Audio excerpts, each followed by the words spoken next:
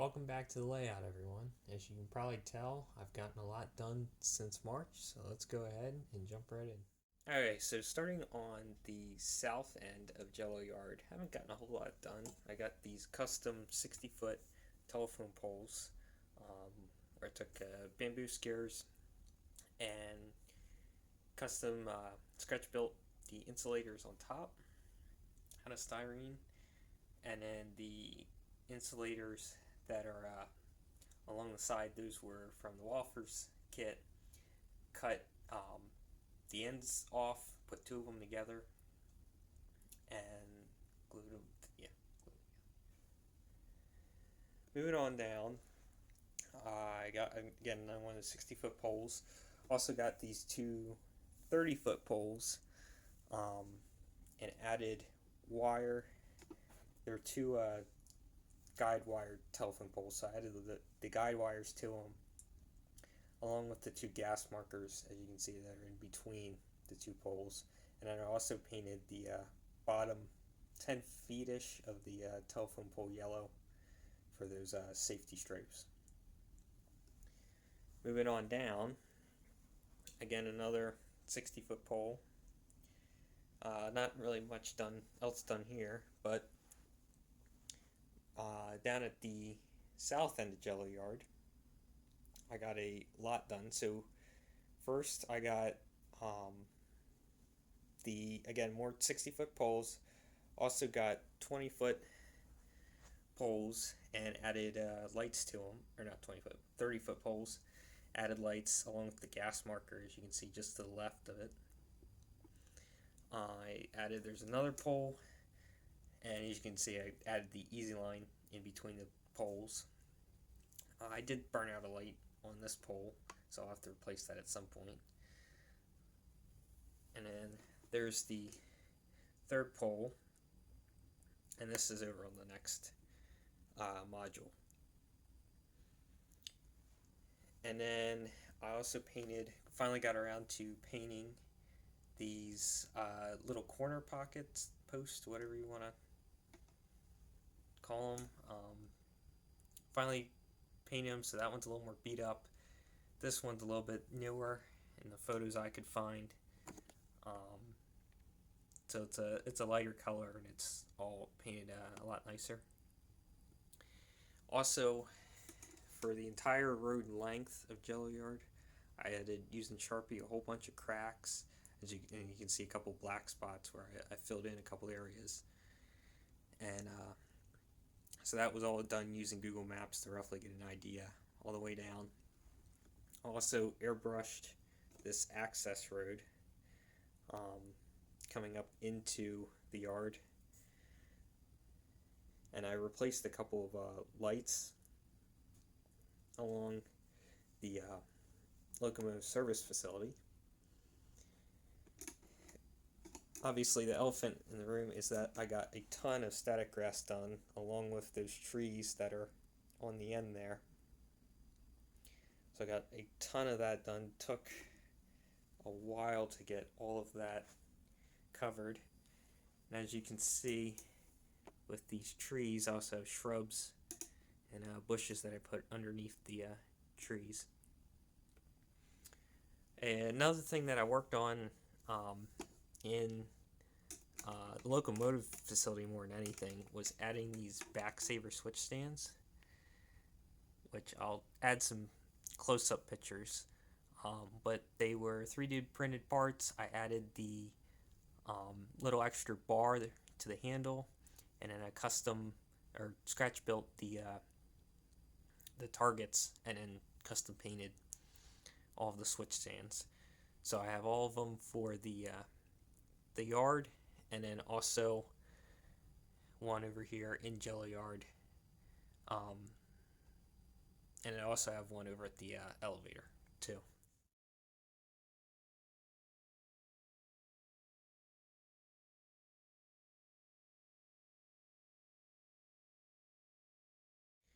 Moving on around, again more static grass around this corner. One thing I forgot to mention is I added a squealer. I got a squealer for Christmas, added that on this curve. So it's, as you can probably, you can't tell where it is. It's actually buried in the ballast right there. More static grass over the lift out section. Then coming up to around this corner, I added a hay field. I added a fence using the Woodland Scenic Fence. The is it JTT hay bales. I added an access road for maintenance to get to the defect detector. Also painted the rocks that are some of the areas I couldn't cover with static grass easily. I turned in the rocks and painted those. As you can see, I added just regular fields that I'll have to put crops in at some point.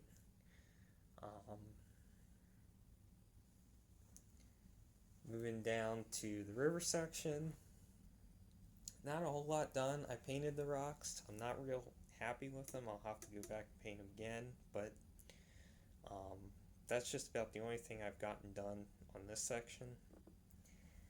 And then moving down to the elevator, I've gotten all the roads done, all the ballast done. As you can see, I got the fields and the static grass. I airbrushed the road. I stained the crossing because the airbrush unfortunately messed up the crossing, so I went back and restained that. I added the ditches with the dirt. I added little tufts of static grass in the ballast over at the elevator to make it because it's a little rougher ballast, and the ballast was a blend of many different things, so it's got quite a lot of variation in it. And before I actually did the ballast, I had to add these added one for the trucks and one for the freight cars, but the unloading areas for the freight cars and the trucks, so I'll show a picture of those.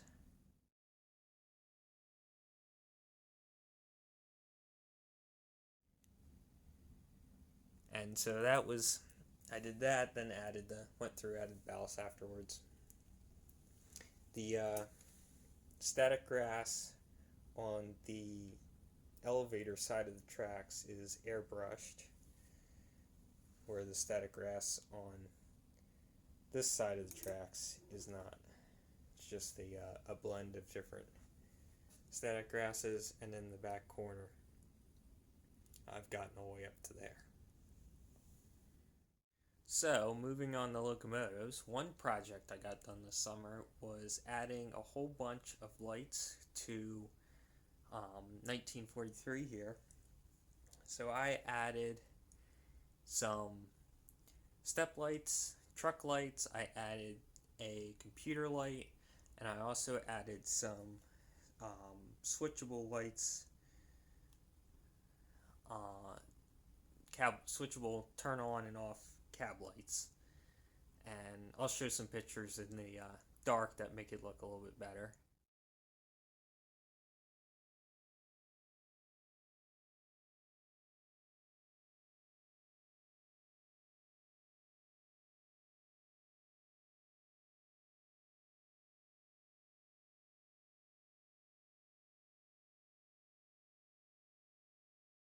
Recently, at the Hartley Train Show, I picked up these two SW1500s.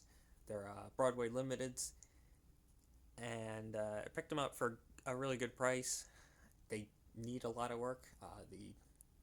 The Broadway decoders are driving me insane, so they're going to get ripped out at some point, replaced with ESUs.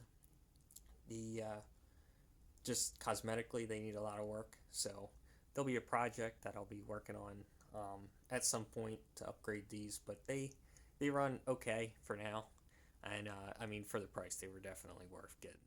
Okay, so moving on to new freight cars, I got a Bowser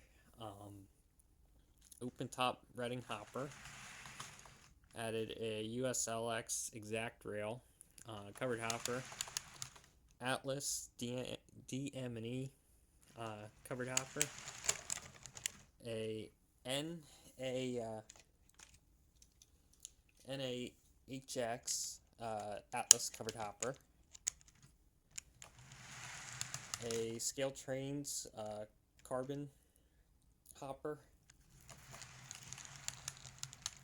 a QBRX Atlas pressure flow hopper, a 3 set of BNSF 53-foot well cars that are A-line,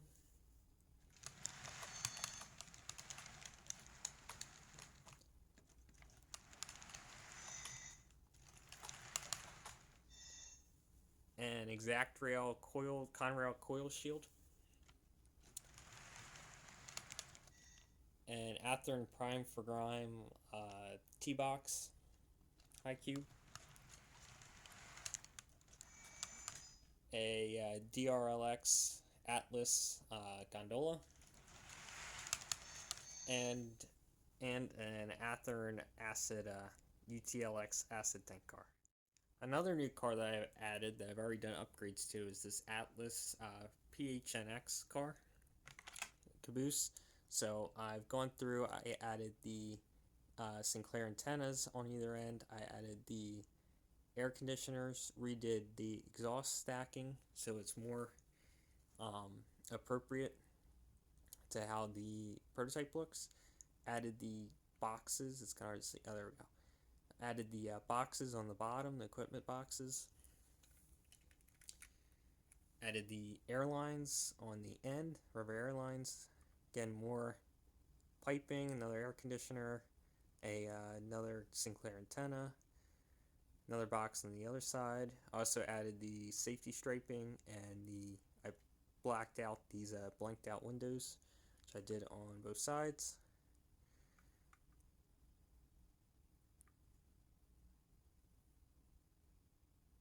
Moving on to the weathered cars, I got the KRL Transformer depressed flat car done. So that's all weathered, safety striping, see decks weathered,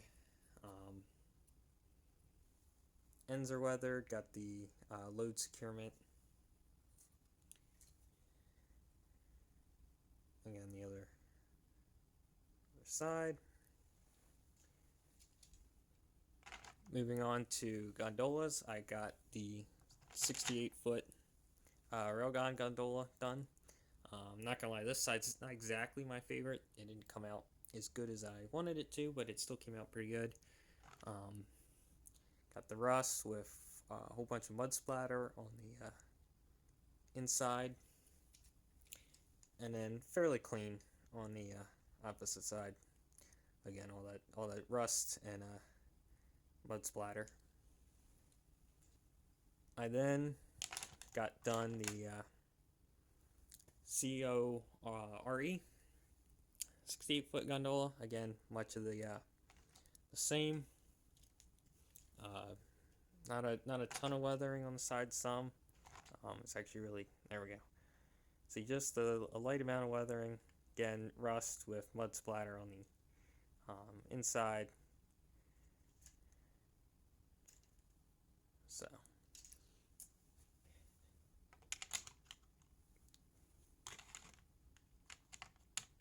Got the intermediate tank car done. Paint was doing the funky thing again where it wanted to be glossy, so it came out kind of weird. But it's done. It's all weathered up. Not a lot, just a little bit on the ends, trucks and underside, and that's just about it.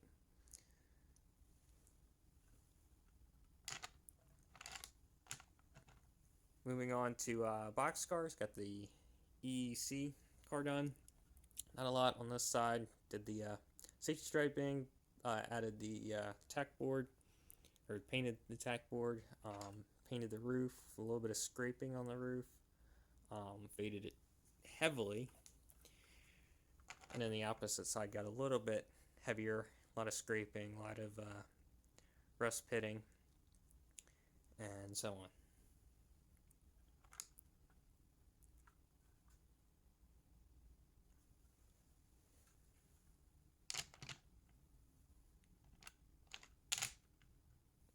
Next we have the NS waffle-sided boxcar. On this side, added, as you can see, the white streaking from the NS logo. Rust along the track, a little bit of rust on the door.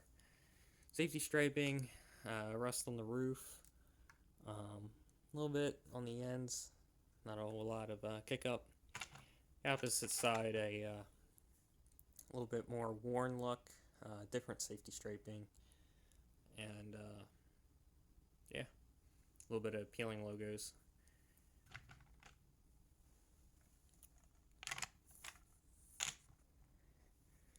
Finally, my favorite car that I worked on this summer, which was this JTX boxcar. Painted the tack boards, did a black wash on the car sides. Again, oh man, this light's really not doing it any justice, but I did the painted the roof. It's got a lighter color of sealant on it. Did the roof with the roof sealant, painted the tack boards.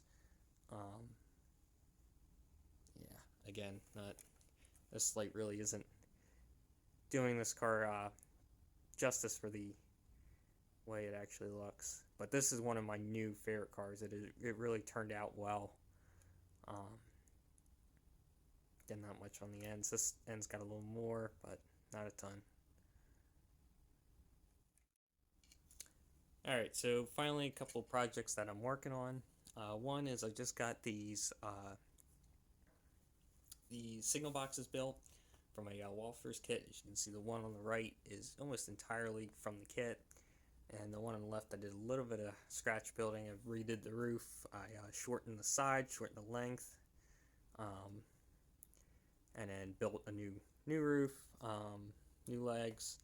Both of them I added, you can see the little lifting eyelets, made all those, so they're just awaiting paint for now.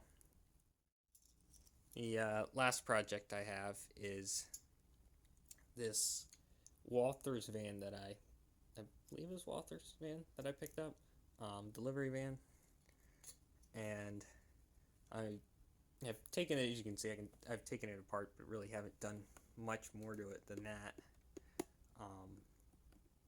So I'm gonna custom paint it into a tasty cake truck. So I'll be working on that in the coming months. But that's all for this update. Thanks for watching. I'll see you guys next time.